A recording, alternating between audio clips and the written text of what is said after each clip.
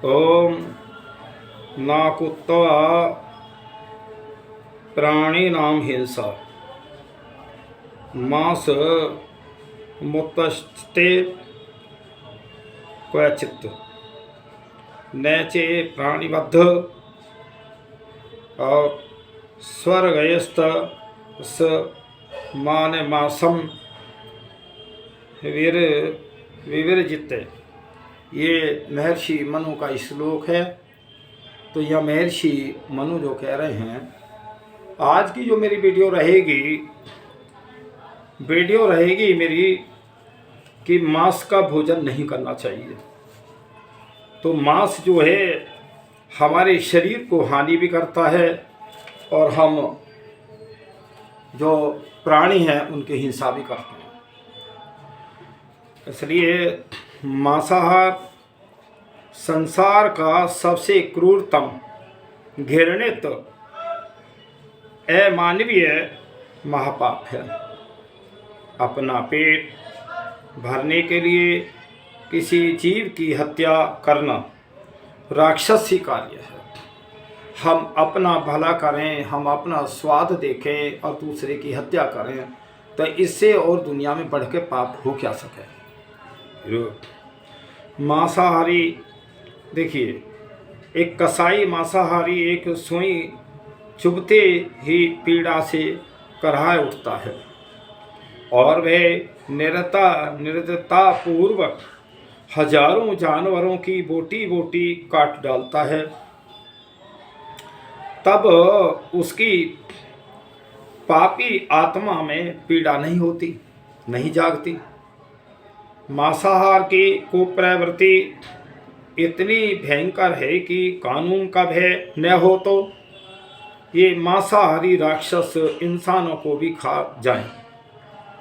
जैसे कि विश्व में कुछ उदाहरण मिलते हैं। इनका पेट नहीं, जानवरों के कब्रिस्तान का विभत्स है।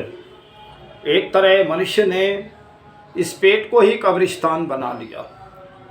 तो प्राणियों की हिंसा किए बिना और मांस की उपलब्धि नहीं होती। प्राणियों का मारना सुखदायक नहीं है, अतः मांस खाना सर्वथा निषिद्ध है। मांसाहारी लोग इस उपदेश का उल्लंघन करके महापाप के भागी बनते हैं। फिर मनुष्य मूलतः शाकाहारी प्राणी है। शाकाहारी उसका प्राकृतिक भोजन है। राक्षसी और पाशवी संस्कारों के कारण मनुष्य ने और मांसाहार को अपने भोजन में स्थान दे दिया है। ये हमें कहाँ से मिला? भारतवर्ष में नहीं था। ये जो है बाहर के देशों से, या जो जंगली आदमी थे, पढ़े लिखे नहीं थे, जंगलों में रहकर मांसाहार करते थे, आज उसी का प्रचार बढ़ रहा है। मनुष्य का प्राकृतिक भोजन शाकाहार है जो स्वाभाविक है। मांसाहार अप्राकृतिक भोजन एवं वास्तविक अस्वाभाविक है। शाकाहार से पवित्रता, प्रसन्नता, स्फूर्ति और शक्ति, दीर्घ आयु प्राप्त होती है। ये शाकाहार से होती है। मांसाहार से तो कोई भी आपको लाभ नहीं होगा। मन बुद्धि शुद्ध होकर और आत्मा सुख एवं शांति आती है। प्राकृतिक भोजन में अप्राकृतिक भोजन में काम, क्रोध, आलस्य, प्रमाद आदि तामसी अवगुणों की वृद्धि होती है। मांसभोजी जीवों की इंद्रियां विशेष रूप से और मुंह की स्थिति भिन्न होती है। अतः यह प्राकृतिक सिद्ध है कि मनुष्य किसी भी प्रकार से आमाशय भोजी नहीं हो सकता, यह स्वभाव से ही शाकाहारी है। तो देखिए, मनुष्य तो परमात्मा ने मनुष्य का भोजन ये मांसाहारी नहीं बनाया। ये हमारी जितनी नसनाड़ियाँ, शरीर की इंद्रियाँ हैं, सब शाकाहारी हैं। अभी जैसे आपकी गाड़ी होती है, अगर आप गाड़ी में मिलावट का तेल डालेंगे तो गाड़ी नहीं चलेगी, इंजन जल्दी बैठ जाएगा। आप जो है शाकाहारी मांसाहारी दोनों की तुलना कर लें, बल में, बुद्धि में, तेज में नहीं मुकाबला कर सकता। फिर आता है विश्व स्वाध्याय संगठन के हिसाब स्वाध्याय पत्र में पोषक आहार नामक अंक में और लिस्ट ग्रेज ने आहार का 10,000 वर्ष सार्सिक्लेस में सिद्ध किया था।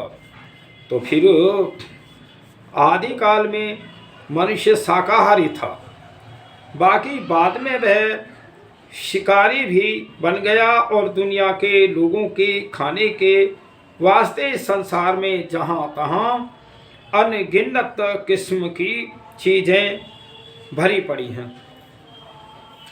तो अधिकतर लोगों के लिए प्राण रक्षा का आधार अनाज है। हमें अनाज को ही ग्रहण करना चाहिए, अर्थात गेहूं, चावल, मक्का, ज्वार, बाजरा, धान आदि। रेगिस्तान के कई भागों में लोगों का और परंपरागत भोजन मुख्य तौर पे खजूर भी है। जहाँ रेगिस्तान इलाके हैं वहाँ खजूर भी है, लेकिन है तो सब शाकाहारी। मांसाहारी और शाकाहारी जीवों में प्राकृतिक भिन्नता देखी। कुछ परमात्मा ने, जैसे शेर है, चीते हैं और बहुत सारे जो कुत्ता भी आता है, तो इनके जो मांसाहारी है ना, इनके दांत नुकीले होते हैं और ये जब सांस लेते हैं, इन्हें गर्मी ज़्यादा होती है तो जीभ से लार गिरते हैं। ये मांसाहारियों का है। तो मांसाहारी और शाकाहारी जीवों में हमें प्राकृतिक भिन्नताएं मिलती हैं जो मनुष्य को शाकाहारी सिद्ध करती हैं। तो उसमें नंबर 1, शाकाहारी प्राणियों के दांत नुकीले, मांसाहारियों के दांत नुकीले व तीक्ष्ण होते हैं, जिससे वे सुगमता से मांस को चीर फाड़ कर खा सकें। मगर शाकाहारी प्राणियों के दांत और चपटे होते हैं, जिनसे वे अपने आहार को और पीस सके। फिर आता है मांसाहारी प्राणियों का यकृत शरीर के अनुपात में दूसरे और आंतरिक अंगों की संरचना को देखते हुए काफ़ी बड़ा होता है। जो हमारा वो आते हैं लीवर हैं, तो उसमें ये हमारा बड़ा होता है। मांसाहारियों जितने प्राणी हैं उनका छोटा होता है, आंतों में वो मांस पड़ा पड़ा थोड़ी वो जल्दी समय में निकल जाता है। मनुष्य की आंत में पड़ा हुआ जो मांस है वो बहुत देर से गलता है, तो वो रोगों की उत्पत्ति करता है। फिर आता है जिसमें पित्त की मात्रा अधिक होने से वे मांस को शीघ्रता सुगमता से पचा लेते हैं, और शाकाहारी प्राणियों में यकृत तुलना में छोटा होता है, क्योंकि साग सब्जी को पचाने के लिए उन्हें अधिक पित्त की आवश्यकता नहीं होती। तो ये जो मांसाहारी प्राणी हैं वो पचा लेते हैं, मनुष्य नहीं पचा सकता। नंबर 3, मांसाहारी जीवधारियों की अंतड़ियाँ शरीर की आकृति अनुसार कम लंबी होती है, जो मांस को पचाने में सहायता प्रदान करती है, जबकि शाकाहारी प्राणियों में अंतड़ियाँ ज़्यादा लंबी होती हैं। अतएव उनमें मांस लिपटकर मांस भक्षण करने वाले मनुष्य को सड़ाकर रोगी बना देती हैं। मनुष्य की आत्मा में जो मांस पड़ा रहेगा तो वो सड़ता रहेगा, वो रोगों को उत्पन्न करता रहेगा। फिर आता है नंबर 4, मांसाहारी प्राणियों को पीसना नहीं आता, अतः वे अपने शारीरिक तापमान की और सामान्य रखने के लिए जीभ निकालकर मुंह खोलकर चलते हैं। परंतु मांसाहारियों के पसीना में नहीं आता। मांसाहारियों को देखिए पसीना भी आता है और मनुष्य के उस पसीने में बदबू आती है मांसाहारी के। फिर आता है नंबर 5, मांसाहारी प्राणी पानी जीभ से चप चप करके पीते हैं, शाकाहारी घूंट घूंट कर पीते हैं जैसे गाय भैंस मनुष्य। नंबर 6, मांसाहारी प्राणियों की चलने में आहट नहीं होती है, बहुत छुपके छुपके चलते हैं। उनके पंजों में नुकीले नख होते हैं ताकि उन्हें शिकार करने में आसानी रहे। देखिए शाकाहारी और मांसाहारी प्राणियों के उसमें संरचना में फर्क है। नंबर 7, मांसाहारी प्राणियों की आँखें गोल होती हैं और पर्याय चमकती हुई होती हैं, जो रात में भी लाइट की तरह चमकती हैं। इससे वे रात में भी देखने में क्षमता रखते हैं, जैसे शेर, बिल्ली, अजगर आदि। शाकाहारियों की आँखें और बादाम जैसी आकृति की होती हैं, जैसे मनुष्य, गाय, हाथी आदि की। तो इसलिए देखिए बनावट में भी अंतर है। नंबर 8, मांसाहारियों को अंधेरे में भी दिखाई देता है और किंतु शाकाहारियों को दिखाई नहीं देता। फिर आता है शाकाहारी और मांसाहारियों में स्वाभाविक भिन्नता। क्या भिन्नता है? जो मांस खाने वाले और जो शाकाहारी हैं, यह सार्वभौमिक सत्य है कि और मात्रा अधिग्रहण नहीं है। प्राणियों का स्वभावतः भोजन ही की प्रक्रिया और स्वरूप बदलता रहता है।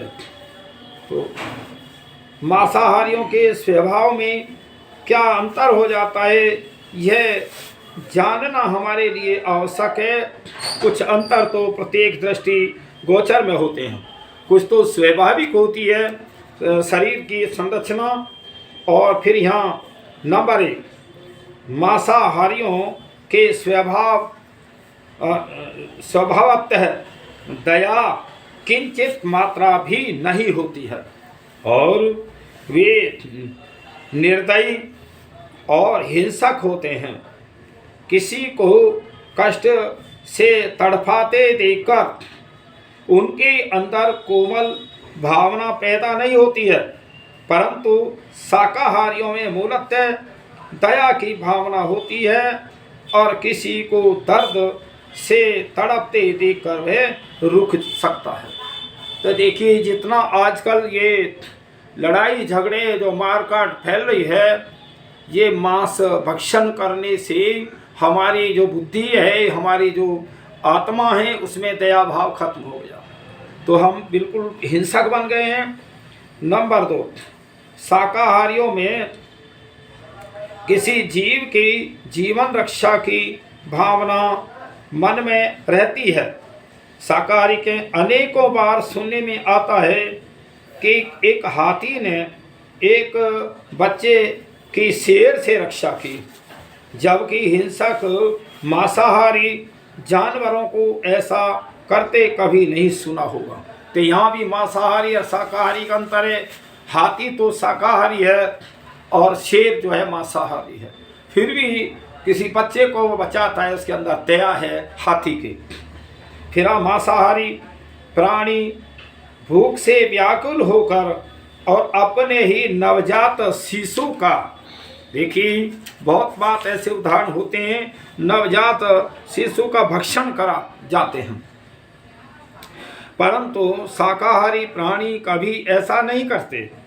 मांस भक्षी मनुष्यों को और दुर्भिक्ष में ऐसा करते देखा गया है। पहले भी जो अकाल पड़ते या कोई ऐसी घटना होती तो कितने ऐसे उदाहरण हैं। तो इसलिए फिर मांसाहारियों में पर्याय धैर्य की कमी होती है, जबकि शाकाहारी धैर्यवान और उदात्त भावना से और परिपूर्ण होता है। देखिए, शाकाहारी में तो दया भावना होती है, दया उसमें होती है, क्योंकि उसकी आत्मा जो है पवित्र है, निर्दयता नहीं है। मांसाहारी की जो आत्मा है वो निर्दयी हो गई है, उसे पाप पुण्य का कुछ पता नहीं रहा। और नंबर 5, मांसभक्षी प्राणियों का श्वास थोड़े ही परिश्रम में और फूल जाता है और जल्दी ही थकावट और अनुभव करते हैं, जबकि शाकाहारी शीघ्रता से नहीं थकते। जैसे कई बार शेर हिरण को दौड़ाकर जल्दी थक जाने से नहीं पकड़ा जाता। तो इसलिए से मांस मनुष्य का स्वाभाविक भोजन नहीं है, क्योंकि वह देर में पचता है। मांसाहार संसार का सबसे गरिष्ठ भोजन है और सिडनी स्थित सेंट विसेंट चिकित्सालय में श्री ली योंग मैस का कहना है, मांस न तो सुपाच्य है और न पोषक, और जिंदा रहने के लिए तथा स्वास्थ्य सर्ववर्धन की दृष्टि में मांस का खाना बिल्कुल आवश्यक नहीं है।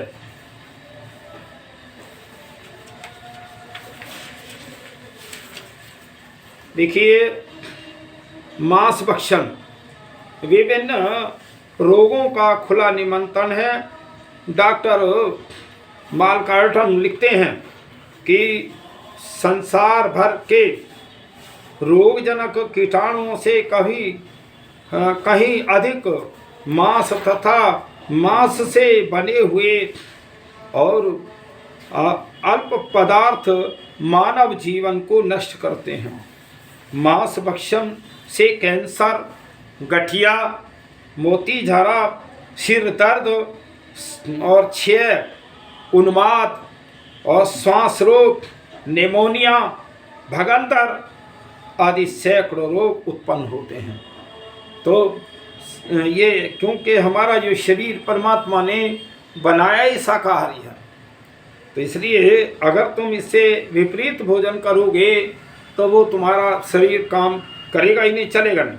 इससे शरीर आलसी बनता है, दांतों की जड़ें कमज़ोर हो जाती हैं, रक्त विकार, कैंसर, गठिया, उन्माद और शरीर की अनेकों शारीरिक एवं मानसिक रोगों की इससे उत्पत्ति होती है।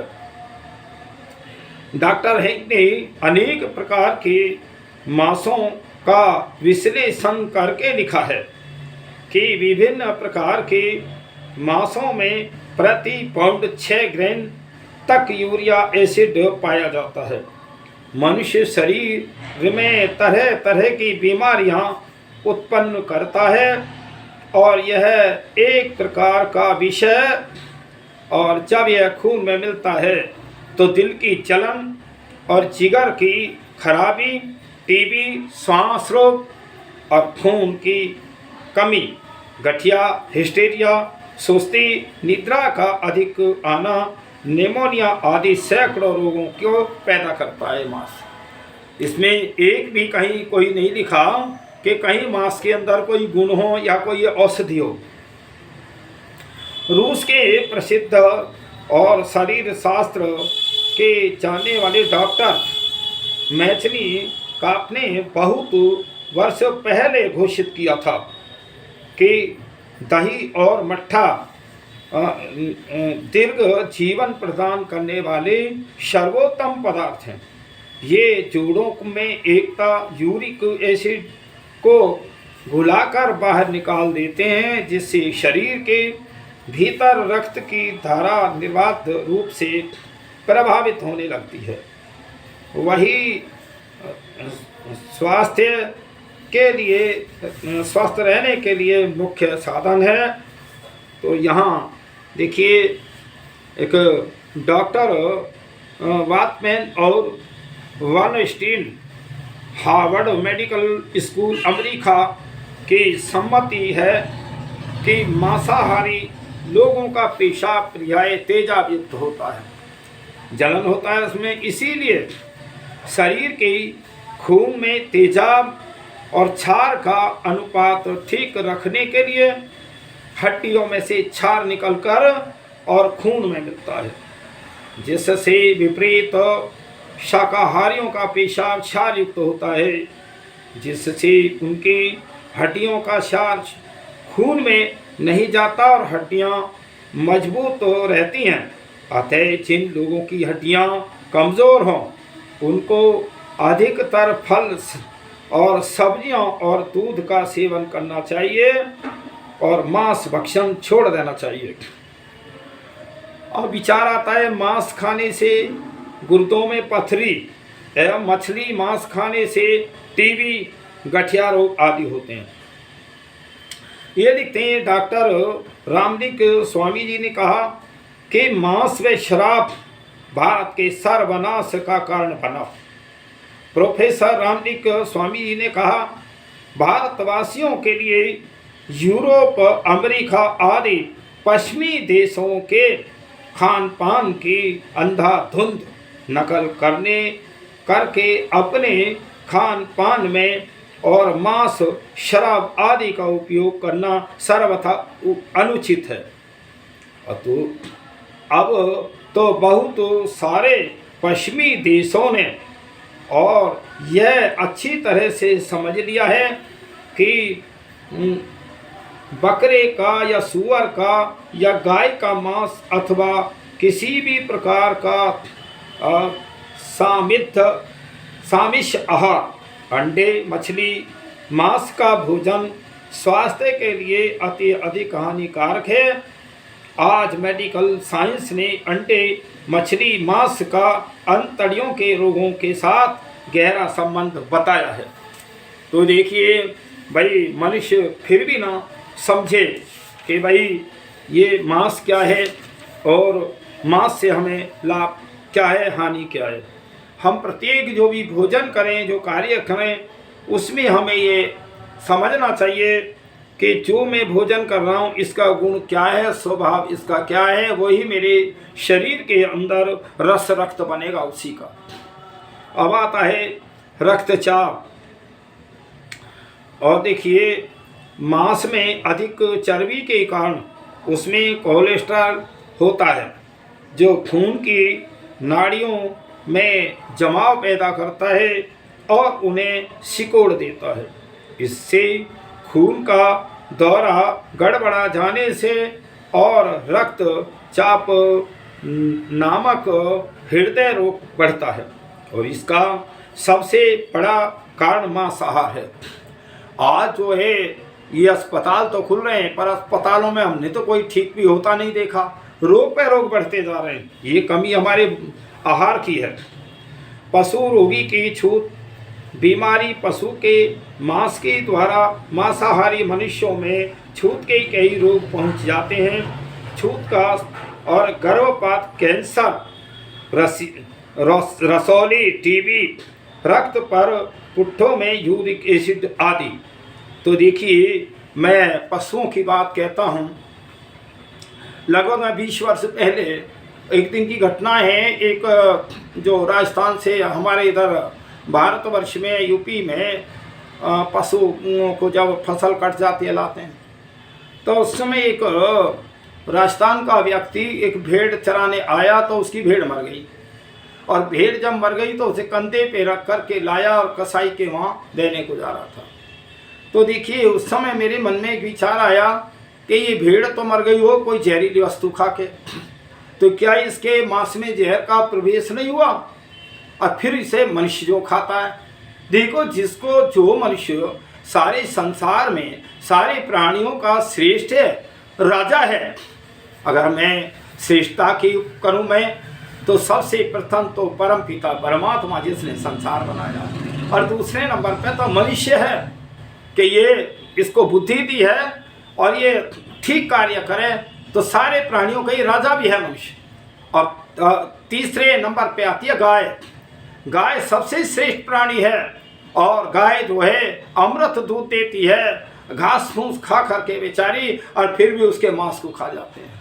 एक मैं जब अपने इसमें गांव के अंदर और मैं देखता था, जब कोई विशेष साधन नहीं बने थे, तो तालाबों के किनारे में हजारियों गिद्धों को देखता था। अब वो गिद्धों को देखता था तो मैंने कितनी बार लोगों से प्रश्न किया, तो लोग कहते हैं मेरे से, जी गिद्ध कहाँ गए? मैं कहा भैया गिद्ध जो है भूखे मर गए। जो गला सड़ा मांस होता था, पहले क्या था कि जो पशु मर गया वो जंगल में छोड़ आते थे और उसकी खाल वगैरह तो उतार लेते थे, पर मर गया उस स्वाभाविक।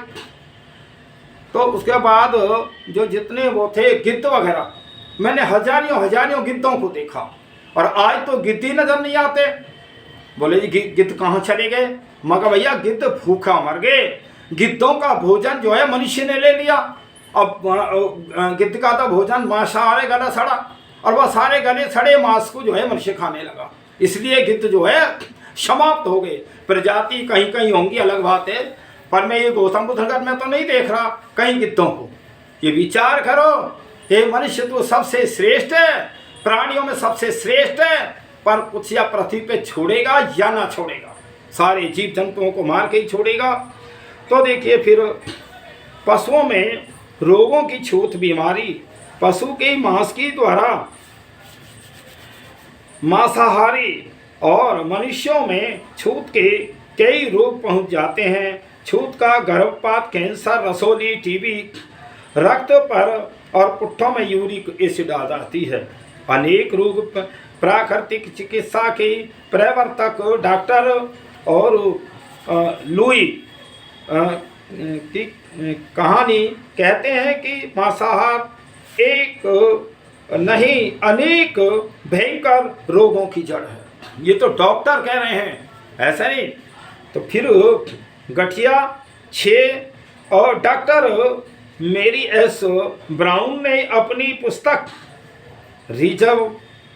Reasons for a vegetation art में लिखा है, हो सकता है कि मांस खाने से कुछ लोगों को कुछ शुरू में कोई खास हानि दिखाई नहीं दे, लेकिन देर या सवेर से इस गैर इंसानी भोजन को खाने के उल्टे परिणाम प्रकट हुए बिना नहीं रह सकते।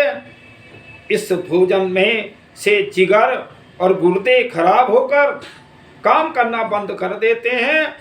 इससे गठिया के रोग, टीबी तक रोग हो जाते हैं। तो ये तो मैं डॉक्टरों का रिसर्च बता रहा हूँ। फिर गठिया के विषय में, गठिया रोग से परेशान या मुझे सिर दर्द और मानसिक थकावट की सी शिकायत, मैंने मांस खाने की मात्रा बहुत कम कर दी थी। इससे गठिया के साथ साथ सिर दर्द और मानसिक थकावट भी जाते रहे। और आप ही सोचिए, मांस घटाने से अब इतना लाभ हो सकता है, तो मांस छोड़ देने से कितना लाभ होगा। तो देखिए मनुष्य तो ये मननशील है, विचारवान है, अच्छा बुरा जान के कार्य करता है। गठिया के ही विषय में डॉक्टर हेनरी पुरडो का परीक्षण परिणाम देखिए। मैं ऐसे कई लोगों को जानता हूं जो मांस खाना छोड़कर और शाकाहारी बनने पर पहले से अधिक और स्वस्थ बन गए, और कईयों की के कब्ज, गठिया और मिर्गी जैसे रोग भी जाते थे। मेरा यह पक्का विश्वास है, मांसाहारी की अपेक्षा और पके शाकाहारी लोग कम रोगी होते हैं। फिर आता है उपेक्षित फ्रांसीसी डॉक्टर लूकस सैम्पोनियर ने अपने लंबे अनुभव में और आधार पर दावा किया है कि असल में शाकाहारियों को अपेंडिक्स का रोग होता ही नहीं है। आधा सीसी दर्द और लंदन के डॉक्टर हेग ने अपभीति में लिखा है, अपने आप बीती बात में लिखा है, 1885 में मैं आधा सीसी के रोग से बेहद परेशान था, तो कई दवाइयाँ खाई पर कोई लाभ न हुआ। निराशा होकर आखिर मैंने मांस छोड़ने का निश्चय किया। तो पहले मैं दूध और मछली पर रहता था, फिर दूध और पनीर पर, और बिना मांस खाए मेरा स्वास्थ्य ठीक रहने लगा और तब से मैं मांस नहीं खाता। और इससे पहले मैंने अपने आहार में बेशक कई परीक्षण किए। कहते हैं कि कैंसर डॉक्टर और लेफन बिल कहते हैं बीमार पशु का मांस खाने से कैंसर होता है। अब जो मांस बेचते हैं उनके पास जो मांसाहारी देखे जाते हैं, अब उन्हें क्या पता है कि ये बीमार है क्या है। फिर जातियां जितना अधिक मांस खाती हैं, जो जातियां खाती हैं अधिक मांस, उन्हें कैंसर का रोग उतना ही अधिक होता है। और जिन देशों में मांस कम या बिल्कुल नहीं खाया जाता, वहाँ कैंसर रोग भी नहीं है, कम है। तो भोजन में मांस की मात्रा बढ़ाते ही कैंसर भी बढ़ जाता है। डॉक्टर परचस मांस के विषय में परीक्षण करने के बाद और इस निष्कर्ष पर पहुँचे हैं कि, और अनेक डॉक्टरों का यह अनुमान है कि उष्ण कटिबद्ध और में शाकाहारी लोग मांसाहारियों से अधिक स्वस्थ पाए जाते हैं। और देखिए, मैं पाकिस्तान की जो भाई प्रधानमंत्री रही हैं बेनज़ीर भुट्टो, थोड़ा सा वो क्या कहती हैं कि पाकिस्तान की प्रधानमंत्री बेनज़ीर भुट्टो द्वारा मांसाहार की निंदा और शाकाहारी बनने की प्रेरणा, वो कहती हैं प्रधानमंत्री भुट्टो ने मांसाहार की निंदा में और उसके त्यागने की प्रशंसा की है। एक लेख पाकिस्तान के नागरिकों के लिए लिखा था और जिसमें मुसलमानों को शाकाहारी बनने की प्रेरणा दी गई। उसके कुछ अंश यहाँ उद्धृत किए जा रहे हैं। मांसाहारी लोगों को इससे शिक्षा लेनी चाहिए। तो वो हमारी भाई प्रधानमंत्री क्या कह रही हैं, पाकिस्तान में आमतौर पर एक कहावत प्रचलित है कि जब आदमी जवान होता है तो वह मांस को खाता है, और जब कोई व्यक्ति 40 वर्ष की उम्र पार कर जाता है तो फिर मांसाहारी भोजन उस आदमी को ही खाने लगता है। ये है मांस की वो बेनज़ीर भुट्टो कह रही हैं। और मुझे याद है जब मैं छोटी थी तो उस समय पाकिस्तान में जीवन शैली काफ़ी भिन्न थी, तो वो और कुछ चीज़ों के व्यापक परिवर्तन एक अच्छी दिशा में आया है, लेकिन पशुओं के मांस पर हमारी भारी निर्भरता अभी तक घटी नहीं। देखिए, ये कारण क्या है कि जब पाकिस्तान बना उससे पहले सारे जो भारतवर्ष के संस्कार थे, खान पान थे, उनका उन पे प्रभाव था। और जब एक देश अलग बन गया, उनकी मान्यताएं अलग, शिक्षा अलग, खान पान अलग कर लिया गया, तो इसी तरह तो वो बढ़ते गए, रोगों के शिकार होते चले गए। इसलिए इस संसार वालों, तुम शांति चाहते हो तो तुम वेदों की तरफ लौटो। वेद जो है ईश्वरीय ज्ञान है और परमात्मा ने ज्ञान सभी प्राणियों के लिए समान दिया है, सभी मनुष्यों के लिए समान दिया है। ये देखिए, उस वेदों का जो पठन पाठन और जो नियम है, आर्य लोग तो हम उसी को जो है एक तरह उसी नियम को हम ग्रहण करते हैं, चलते हैं। तो मैं ये कहता हूँ, इस संसार के लोगों, तुम वेदों को चारों को नहीं पढ़ सकते तो कम से कम तुम आर्यों की वाणी को तो सुनो, आर्यों की बात को तो सुनो। आर्यों की रिसर्च हैं, वेदों के ऋषि मुनियों के रिसर्च हैं। जब परमात्मा ने सृष्टि की रचना की तो उस समय जो मनुष्य के लिए ठीक रास्ता चलने के लिए, इसे ज्ञान प्राप्ति के लिए, ये मुक्ति तक कैसे पहुँचे, वेद का ज्ञान दिया। वो सब हमने छोड़ दिया, या अपने अपने धर्म, अपने अपने मजहब, अपनी अपनी बातें, अपने अपने संगठन। क्या ये संसार नष्ट नहीं हो रहा? तो क्या कोई भी आदमी संसार का स्वामी हो सकता है? कोई धर्म हो सकता है? कोई संगठन हो सकता है? जिस परम पिता परमात्मा ने ये संसार सारे प्राणियों को रचा है, बनाया है, तो सब प्राणियों की रक्षा करना भी बहुत जरूरी है। और एक बात सुनो, परम पिता तुम्हारे कर्मों को देख रहा है। जब वो कण कण में व्यापक है, सारे जीवों की आत्मा व्यापक है, तुम्हारी आत्मा में व्यापक है। मैं 1 मिनट में अभी तुम्हें परमात्मा का दर्शन कराऊं। जब कोई जीव हत्या करता है, किसी प्राणी का प्राण लेता है, हरता है, तो उसके आत्मा में भय, शंका, लज्जा उत्पन्न होती है। परमात्मा कह रहा तू गलत कार्य कर रहा है, और तभी तो वो उसका जो दंड देगा, फल देगा। पर मैंने कितनी बार अपने वीडियो में वैसे भी कहा है, देखिए एक बात सुन, वो कैसे जो है उसकी जो भय, शंका, लज्जा कैसे खत्म हो जाती है। मान लीजिए कोई कसाई आज किसी जीव की हत्या कर रहा है, तो आत्मा में भय, शंका, लज्जा परमात्मा का आ रहा है। फिर कल को करे, परसों को करे, फिर ज़्यादा करे, ज़्यादा करे। वो जो इशारा परमात्मा का है, इशारा तो उसका रहता है, लेकिन आत्मा उसको नहीं समझने पाती। हमारे घर में जो चेहरा देखने के लिए शीशा होता है, और अगर हम शीशा में रोज चेहरा देखते हैं और शीशा पे जब धूली चढ़ती जाए, शीशा को साफ ना करें, तो एक दिन चेहरा भी दिखना बंद हो जाएगा। इस संसार के लोगों, तुम ये जो निर्दोष प्राणी हैं उनकी हत्या मत करो, नहीं तो कल को जन्म भी तुम्हारा इन प्राणियों में होगा और फिर तुम भी कटोगे ऐसे ही। परमात्मा का नियम है तो सृष्टि का, जो जैसा कर्म करेगा वैसा फल भरेगा। और तरह तरह की भगवान बना लिए, कहीं कुछ बना लिए। अरे ये तुम गलती कर रहे हो, निर्दोष जो लोगों को मूर्ख बना रहे हो। ये विचार करो, कोई 7वें आसमान, कोई 6ठे आसमान, कोई मूर्ति में, कोई काई में। अरे वो परमात्मा तो कण कण में व्यापक है। अगर 7वें 6ठे आसमान पे है तो नीचे की व्यवस्था कौन देख रहा है? ये विचार करो, चिंतन करो।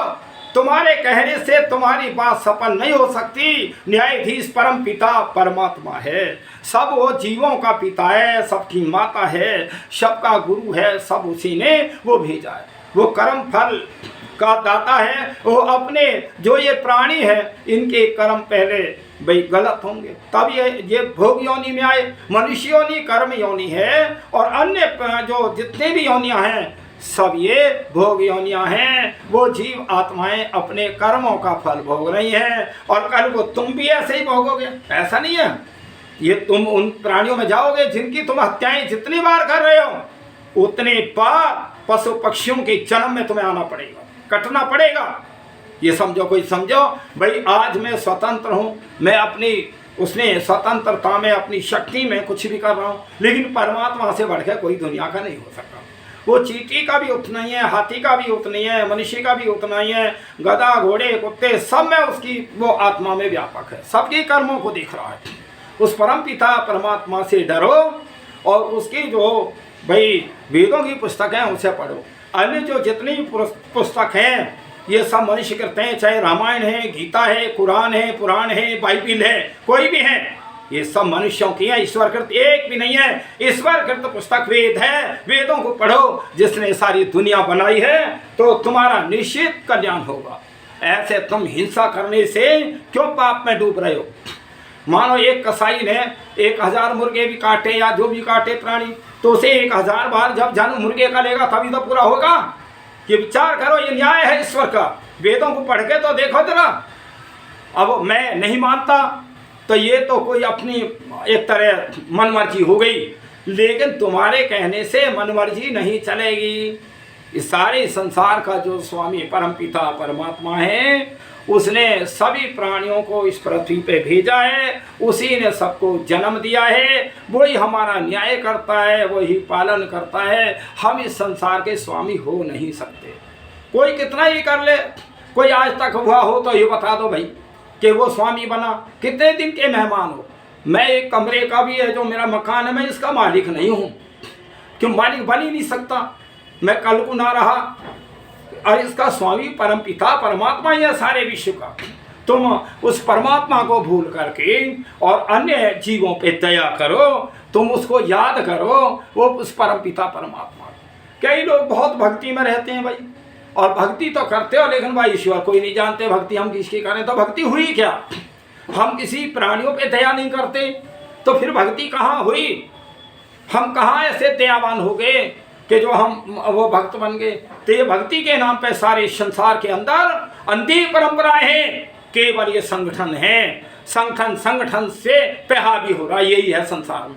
मैं सोचूं कि मैं सारे विश्व का मैं ही मालिक बन जाऊं, तो क्या मैं बन सकता हूं? स्वामी तो परमात्मा ही रहेगा, मैं तो कुछ दिन का तो मेहमान हूं। अरे एक बात बताओ, हमारे अपने जीवन के लिए चाहिए कितना? हाँ, ज़्यादा 250 ग्राम आटा मुश्किल खाएगा आदमी, है 2 जोड़ी कपड़े।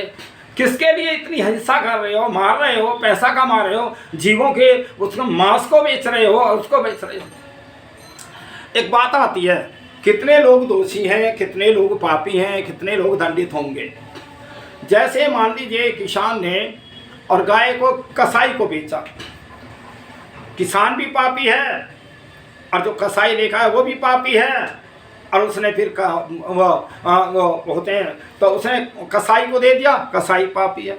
अब कसाई मांस बेचता है, मांस खाते हैं, वे सब पापी हैं, सारे के सारे पाप में आते हैं। इसलिए विचार करो कि हम मांस भक्षण ना करें, ये सारे उपकारी जीव हैं। लोग कहते हैं जी कि मछली है, इनका क्या लाभ है? मछली जो है जल को शुद्ध करती है, सारे प्राणियों के हैं, किसी को भी ले लो आप। गाय कितना अमृत दूध देती है, बकरी कितना अमृत दूध देती है, और इनके जो बच्चे हैं वो सारे के सारे जो है मनुष्य पालन के लिए तो हैं, मनुष्य को खाने के लिए नहीं हैं। ए संसार के लोगों, जरा विचार करो, चिंतन करो, इन सभी प्राणियों पे दया करो। तुम जो है इस संसार के स्वामी नहीं बन सकते। कितना ही लड़ाई झगड़ा मार काट करके और किसी निर्दोषों को मार करके तुम इस संसार के स्वामी नहीं हो सकते। मैं परम पिता परमात्मा से प्रार्थना करता हूँ, हे प्रभु आप सबकी आत्मा में व्यापक हो, आप सबको जो सद्बुद्धि दो, ज्ञान दो, और भय शंका लज्जा के माध्यम से प्रभु आप इनको ज्ञान दो, जिससे सन्मार्ग पे आएँ और सभी प्राणी जो इस संसार में ठीक से सुख से रह सकें। हे परमपिता परमात्मा, मैं आपसे करवध प्रार्थना कर रहा हूँ, और मैं जितने भी भाई जो मांसाहारी हैं वो मेरी वीडियो को कम से कम 2-4 बार सुने, और जब अच्छा लगे तो उतना छोड़ते चले जाएं। तो आप पुण्य की तरफ जा रहे हैं, आप जन्नत की तरफ जा रहे हैं, आप मुक्ति की तरफ जा रहे हैं। पापों को नहीं छोड़ोगे तो बिल्कुल भी ना मुक्ति हो ना कुछ हो। तो इसलिए विचार करो, हम मनुष्य जो है सब में श्रेष्ठ है, सबकी दया के लिए, सबकी रक्षा के लिए और सबके पालन के लिए इसकी जिम्मेदारी है। और हम इन्हीं को जो है हम मार के खा रहे थे, हम बहुत अपराधी हैं। हे परम पिता परमात्मा, सारे संसार के प्राणियों में तुम व्यापक हो और सबके उसमें अच्छा ज्ञान दो, और इनको सद्बुद्धि दो, मनुष्य को सद्बुद्धि दो, इन मांसाहारियों को सद्बुद्धि दो, जिससे सारे प्राणियों की रक्षा हो सके। हे परम पिता परमात्मा, ओम शम।